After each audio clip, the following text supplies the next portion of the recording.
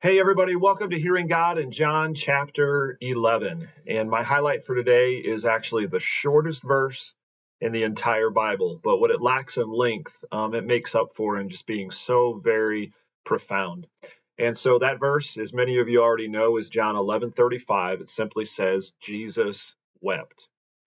And the setting, of course, was the grave of Jesus's good friend Lazarus. And it raises the question for us. I think it's an important one. Why did Jesus weep? And I think there are several possible reasons why Jesus shed tears on this occasion. First of all, Jesus, in his humanity and in his love for his friends, he genuinely grieved with them. He loved them so very much. And so he loved Lazarus. He loved Mary and Martha. He loved the disciples. And there's all of this grief that is taking place because of this death. And Jesus, in his humanity, in his love, he grieved and he wept. And I find such great comfort in that myself today, to know that Jesus cares about us on that level. He's not just some kind of aloof, robotic God, but he genuinely cares to the point that he would even weep at this graveside. A second possible reason that Jesus wept was he saw before him, with all of this weeping, with all of this grief, just this illustration of the tragic consequences of sin in his creation. And it just overwhelmed him as he looked at it all and just said, this is not how the universe was created originally. This is not how it is supposed to be.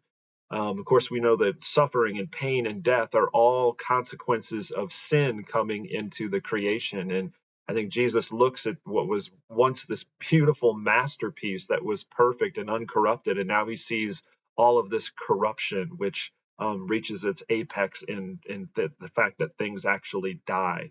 And that would make an artist grieve, right? To see his or her masterpiece destroyed in this way. A third possible reason that Jesus wept was that he grieved at the unbelief of his friends. Jesus had told them time and time again about his identity, who he was, and he's about to teach them that he is the resurrection and the life. But there's still doubt and there's still confusion on behalf of those who are closest to Jesus. And that perhaps as well was a reason that he grieved in this moment, is as he dealt with Mary and Martha and their anger, their frustration. Again, this continued sense of them not yet quite getting that he was in fact who he said he was. And so in my application, I really chose to focus on the fact that Jesus models for us the value of being physically present in the grief of others.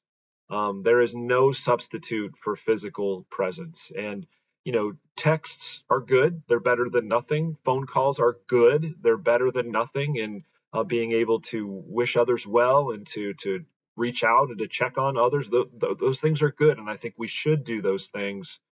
But especially in those times of grief, there is no substitute for physical presence. And I think sometimes we shy away from it. And I know even pastorally, it's like you're going to show up in a circumstance and you're just like, what do I say? And we feel a lot of pressure with that. And so we may even shy away from some of those circumstances. But the fact of the matter is, it really is not about what you say. It's about you being physically present. It's about us being physically present. And so I'm excited because as a church family with the elders and deacons, we're doing some really great work behind the scenes on upping our game when it comes to congregational care and how we can better be physically present with people in times of need, times of grief, but also in times of celebration as well. And so I think it kind of fits what we're talking about here today. And so for myself personally, my response, Father, give me a heart that grieves with others. So sometimes I think as a pastor, you have a job to do.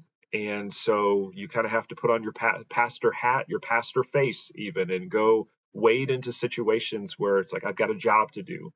But sometimes that can kind of stiffen and harden your heart in those circumstances as well. And so, Father, give me a heart like Jesus that genuinely grieves with others. Make me an ambassador of Jesus and physically present as he was. So I'm not sure how that hits you today. Maybe the Holy Spirit might put on your heart a friend, a loved one, someone who needs you to be physically present, someone that you need to reach out to today. But it is, in fact, something that was important to Jesus and ought to be important to us as well. So have an awesome day. I look forward to joining with you again soon in John chapter 12.